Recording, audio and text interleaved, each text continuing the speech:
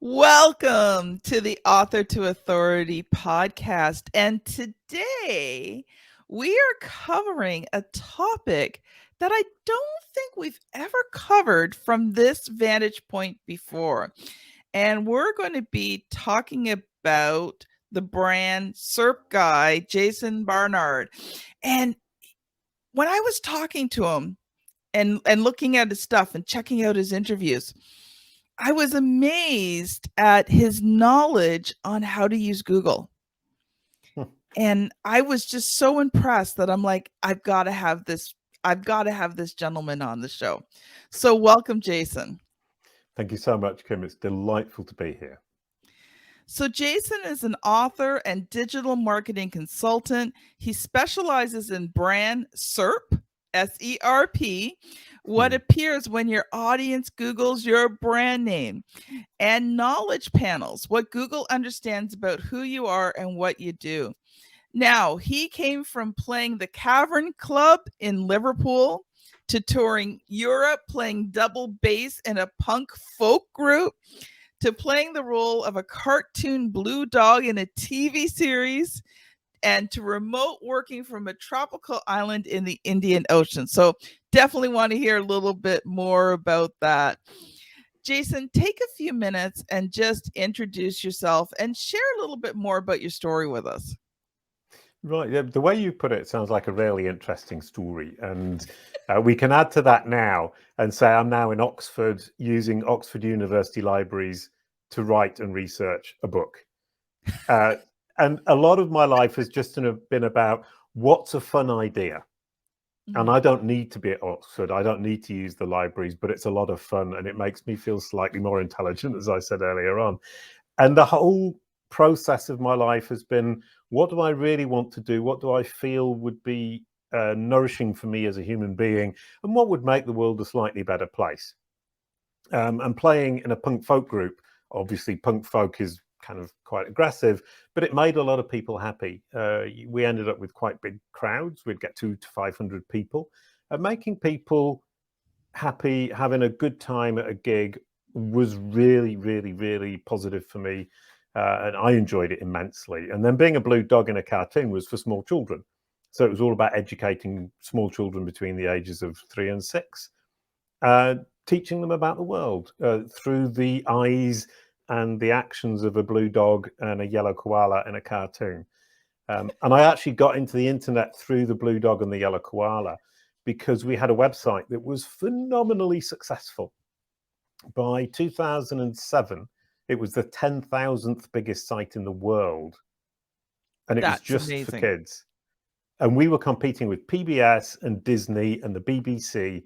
It was really exciting. And it was 100 million page views a month. It was 5 million visits a month. It was huge. And what was great is we were living on a tropical island in the Indian Ocean off the coast of Madagascar with a team of 4 people running this site. And I was being a blue dog and my wife was being a yellow koala. What a lot of fun that was. And so that then led me to the new career, which was when I pivoted from that and became a digital marketer. If you searched my name on Google, it would say Jason Barnard is a blue dog. Yes. And that's not professional. And I realized the result for my name on Google is my business card. When I was pitching to clients, they would Google me, even during a Zoom meeting or after a meeting. And so I worked to get it to change from Jason Barnard as a blue dog to Jason Barnard as a credible, authoritative expert in Google. And it worked. That is awesome. I love that. I love that. Oh, give me 1 second here. Oh, you've dropped something on the I floor. don't normally do this, but I dropped my pencil because I like to take notes.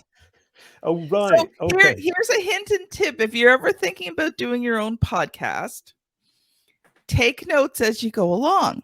If you're doing more than 1 episode a week and you try and go back and create the show notes later on, you won't remember what you talked about. So that's a hint and tip for those audience listeners who are thinking of maybe doing a podcast, is take notes while you do the episode and makes your processing afterwards a lot easier. Brilliant. That's a really good tip, and I should do that too. So Jason, I loved that. I love the fact that you didn't have any problems just switching your life around. You completed one segment of your life and you're like, I need to do something else. And I think Yeah. sometimes as entrepreneurs, we're afraid to switch things up. We think we have to stay in that one same thing forever. And Yeah. and you don't. You learn, you grow, you change, and sometimes you switch to something completely different, but you take the lessons that you've learned along the way and you apply them. Yeah, that's brilliantly put. And I think it is, as you say, a lot of people think, oh, I can't do that because it's too different, or I can't do that because I'm in my safe place, my safe lane, and it's working okay. And actually, each of those changes wasn't a choice. It was forced on me. And it was Ah. just what I was doing was stopped very abruptly in each case. And I just had to decide what I would do next. And I think what was lovely is I could sit and think, well, what do I want to do next?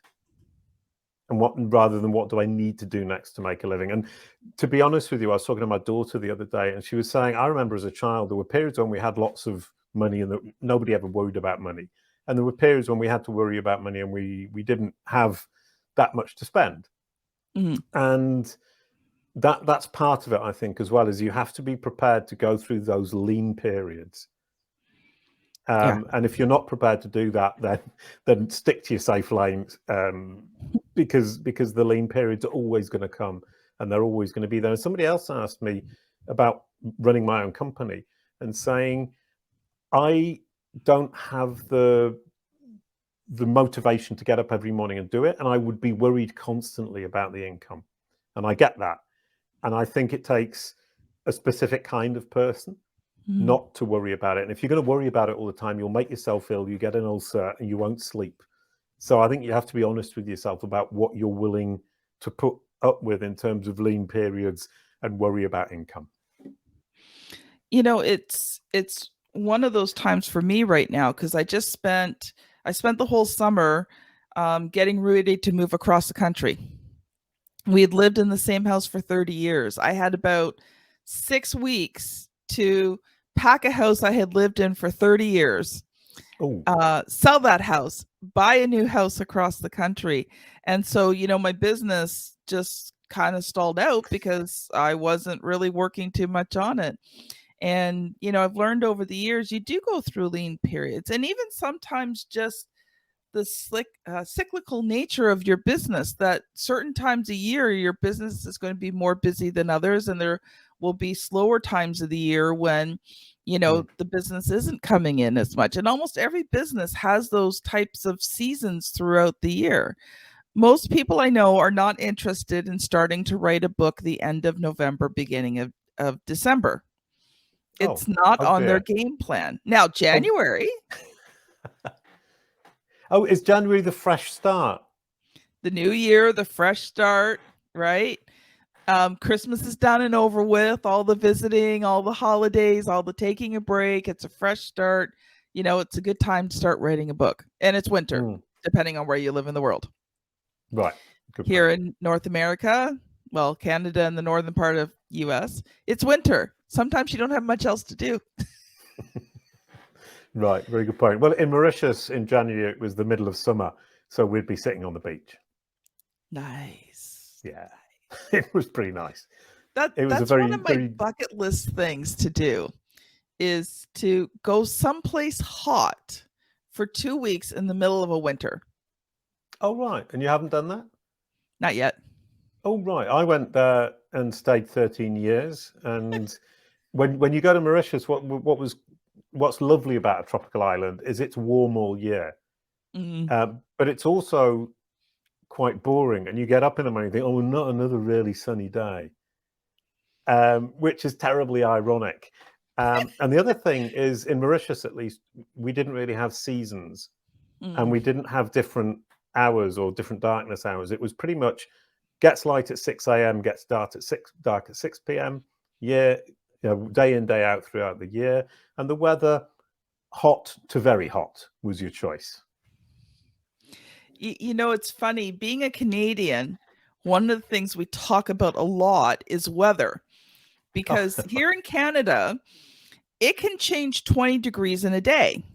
You can go from wearing a winter coat and pants in the morning to be in shorts and a t-shirt in the afternoon. Right. And so, in Canada, the weather is always talked about because it is always changing and you just never know what you're going to get. Right. Okay. So, and the English are the same with the weather and talking about it all the time. So similarities there. But yeah, now I'm in Oxford writing a book at the wrong time of year because I'm not supposed to be writing a book at this time of year, according to your theory. In November, no, you don't start writing a book at this time of year. Okay, so I'm not cheating then. That's good news. You're not cheating. It's just, when you look at it business wise, and I look at my clients, most of my clients are entrepreneurs, professional speakers and coaches. At this time of the year, they're just focusing on getting through everything so they can kind of take that Christmas break. Right. Okay. No. That's a really good point. I mean, I think I've taken on too much, but that's a story for another day. And I was looking at the title From Author to Authority. I find that really intriguing because I published my first book in January of this year, and it sold 500 copies, which is reasonable. Didn't make me any money, but it has made me a recognized authority. Yes. Both in the eyes of my audience or my industry, but also by Google. It's been hugely helpful in getting Google to understand my topical authority on Brand SERP's search engine results page for a brand name. And so the book in and of itself is not a great business move in terms of it took me 6 months and made me 500 times a couple of dollars, so $1,000, let's say, from sales through Amazon, self-publishing. But it's brought me a lot of authority and a lot of business thanks to that authority. Yeah, people ask me, what kind of ROI can I expect from publishing a book? And I said, yeah, don't expect to make money from book sales, because that's not what you use the book for. Like you said, people see you differently as soon as you become an author. You become a more credible expert than someone who's not an author. And it's not true. It's a perception. It is. But my thing is, why not go with the perception? Oh, 100%. And a lot of life is about perception. I mean, it isn't about getting more contacts necessarily, but closing more deals more easily. And from a Google perspective, if you look at the brand SERP, what people see when they search your name, because Google understands books very well, it will understand the author. And that means that writing a book and publishing it and putting it on Google Books will mean that Google will naturally and easily be able to represent you to your audience when they Google your name correctly around the topic of that book. So you just said something really interesting there that I had never thought of before. See, my books are on Amazon, but they're not on Google. And you just gave me something there. I'm rebranding myself because my story was I started writing books back in about 2012 when I was in network marketing, to teach people how to network market. And a lot of times with my Google now is when people Google me, that's what they're seeing, and that's not who I am anymore. So I think I need to get my new books up on Google so that it'll kind of replace those other ones, because I don't want to get rid of those other books because they still sell. They're making me a little bit of money, but it's not who I want to be seen as, right? And it's part of my history of who I am. Those were the first books that I wrote. Right. Yeah. And 100%. And the thing about it is you don't get rid of the books. They're part of your history. They're part of your story. And one thing that is important, and we're doing it for a client right now, is that he has written, I think, 14 or 15 books, and the wrong ones are coming up on Google when people search his name. And he's saying that makes me look not as credible as I would like to because they're children's books. I want to become more credible within the business space. And I've written 3 business books, but Google isn't showing them. So part of what we do at CannyCube is to educate Google about who he is today. And so basically we provide Google with the information that allows it to fully understand that the children's books were a past career, like My Blue Dog was a past career, and his current career is very much around business books. And so we promote those books to the top. The other books still exist, but they're lower down. And for the blue dog, for example, if you search my name, Jason Barnard, JasonBarnard, you'll see that the blue dog is still on the brand SERP. You'll still see the blue dog, but he doesn't take up very much space because he's not relevant today. That's crucial for Google, and it's crucial for us as authors, business people, entrepreneurs, whatever it is we do in life, is to make sure Google's representing who we are today, because we all have a history, and our histories are all mix and match and changing. And the current situation is what we want our audience to see, or I would imagine. Okay. So Jason, I know you came prepared like that. Well, okay, I'm going to be chewing on that one for a while. Sorry. No, I like it. You know, sometimes when you've been an entrepreneur for a long time, there's a lot of things you've heard kind of over and over and over again. And I like it when something new comes to me that I can kind of think on and ponder on. And, you know, how do I then implement it? So what I'd love for you to share next is, you know, what are some actionable things that, you know, my audience of entrepreneurs, professionals, speakers, and coaches can do to start improving their Google SERP? Right, great question, because the first thing is to identify entities, and that sounds really complicated, but it isn't. You've got to disassociate yourself from your company. If you have a company, that's one thing, and you yourself are another, and you own the company, even if it's only you in the company, it doesn't matter. It's two different things. And you need to educate Google about who the company is, what that company does, and which audience that company serves, who you are, what you do, and which audience you serve. And obviously the audiences and the topicality are going to be very similar, but you need to identify that it's two different entities.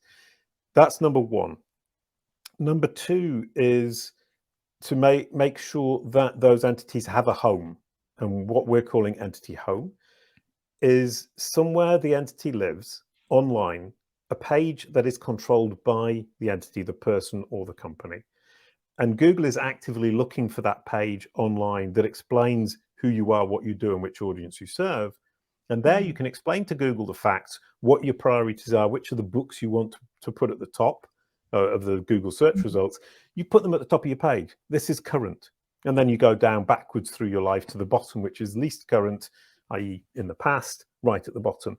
And Google will look at that, and it will go around the web, and it will find all the corroborative sources that prove what you're saying.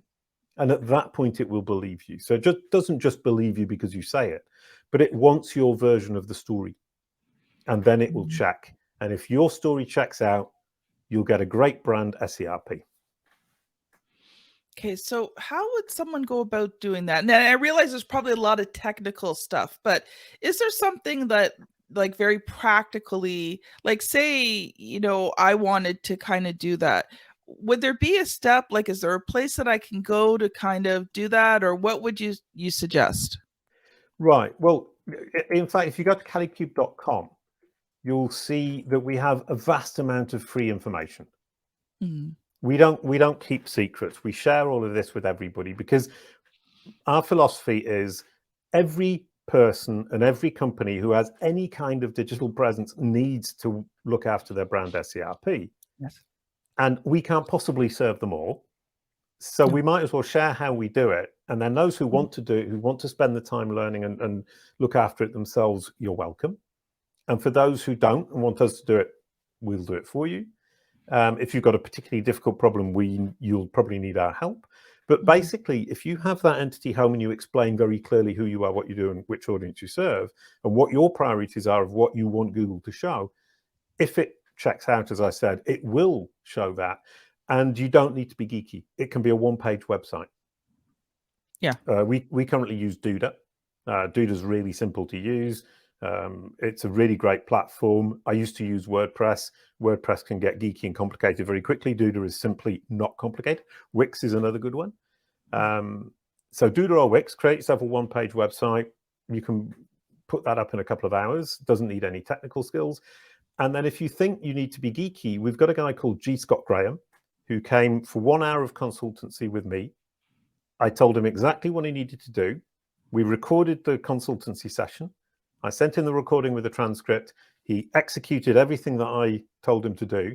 And he went from no knowledge panel to a brilliant knowledge panel with his books, with his social media profiles, with the description, with his photos. And it was really simple. And he didn't write one line of code. It was great photos, great description, and linking out to all the sources that corroborate what he was saying on his entity home. Simple. So the knowledge panel, that's the sort of the overall content, like your websites, your... Sorry, I said the word, and as soon as you said the knowledge panel with a question mark, I thought, ooh, I didn't explain what that was. The Brand SERP is the whole result. But on desktop, if you look at Google results, you'll see there's a left-hand side, and a right-hand side. The left-hand side is the blue links, video boxes, things like that.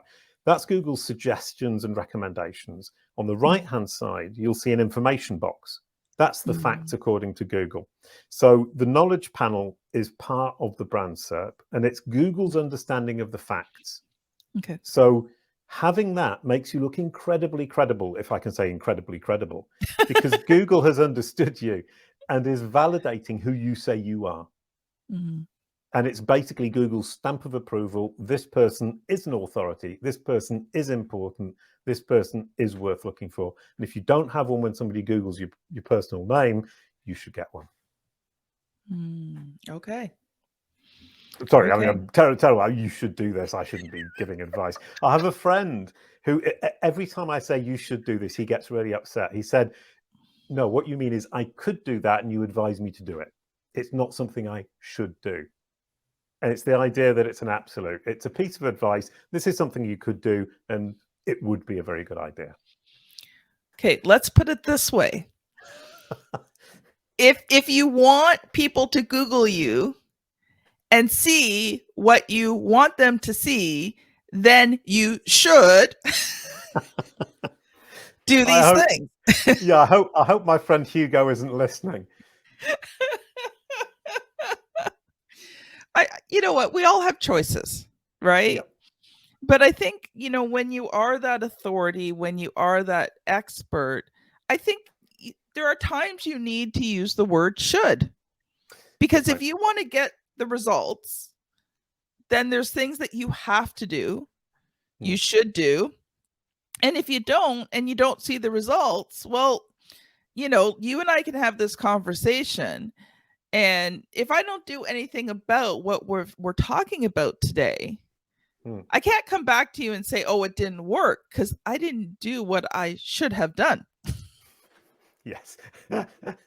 No, I think because it affects Hugo's sensibilities, I think, well, I better be careful about it in general. But in fact, you're right. You know, as an expert, as you said, if you want your Google business card to look great, if you want Google's stamp of approval, if you want to look credible and authoritative when somebody Googles your name, you should work on your entity home, and you should write a clear description, and you should have the photos, and you should have that bio that shows what's important right at the top.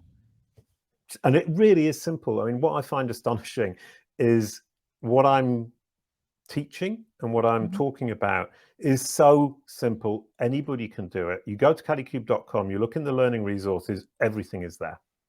And it's free. It's free. I love free.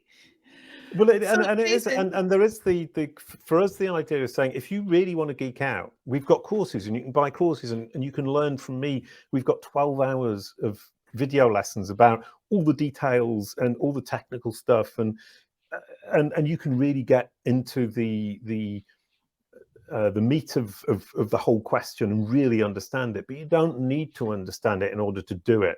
And that was something I made a mistake with a few years ago, is I wanted everybody to understand the why. And in fact, people only want to know, what do I need to do? So I know I focus on that. Yeah.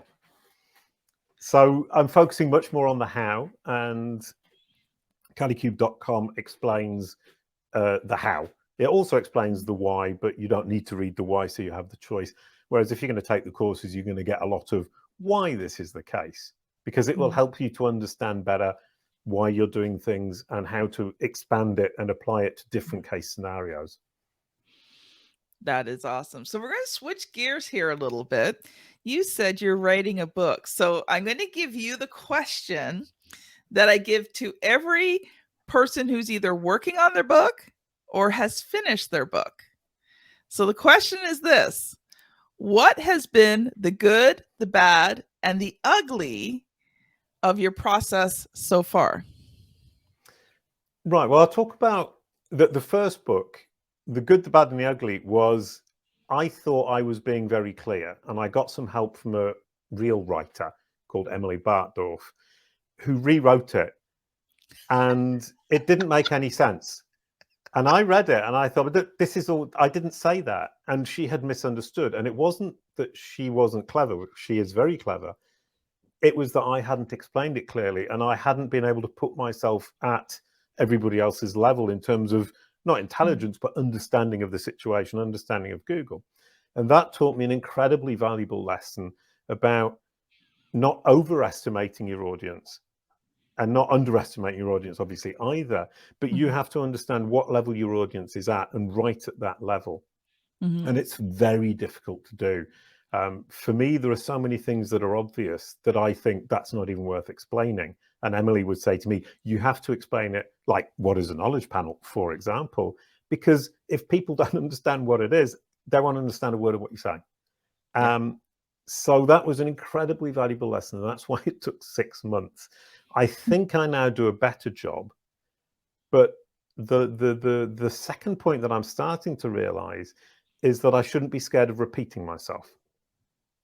And what I've noticed by reading the newspaper, for example, is you read an article about the American elections, and they will repeat little sentences that repeat something I'd read a week ago. And I think, well, I already know that. And I now realize that they need to do that for people who hadn't read that article. And the fact that I had read the article, I just skipped through the sentence very quickly.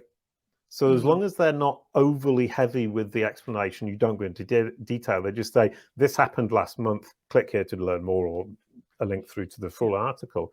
You don't need to be scared about repeating yourself, because you need to keep people on board. And the idea that I said something in chapter 1 and the person gets to chapter 12 and they still remember exactly what I said in one particular sentence in chapter 1 is a foolish mistake. And that repeating, as said in chapter 1, the knowledge panel is the information box on the right. Then it reminds them they can go back to chapter 1 to read that. And we don't bore people who did remember it, but we keep people on board who didn't necessarily remember it or skip the chapter completely. Yeah. And I think you're right that, repetition in a book, again, balanced repetition in a book. I've worked with some of my clients some of our clients, we write their books, and some of their clients, we work with them, after they've written their book. And one thing that I had noticed in a lot of the clients' books that they had already written, there was too much repetition. Right. Okay. So they were repeating the same thing almost every chapter, and it got very obvious. So there is a balance to repetition in your writing. I think it's a good thing. Too little, it's not effective. Too much, and the people are like, seriously, I not read this same exact sentence last? Yeah, I suppose actually the word I should have used is reminder. Yes. And it's the same thing, but a reminder is not well, it is and it isn't the same thing. It is repetition, but it's minimal repetition. It's the same idea worded differently. Yeah, and kept very short. Yes. So yeah, you're right. I mean, I was speaking about my particular topic, which is actually very geeky. So you need to keep people on board and need to be sure that people, as you're reading, you don't remember and digest everything. That was something I learned when I was doing the Blue Dog and Yellow Koala, because we were learning how to make Flash animations, websites, run a huge server, and then we did a TV series.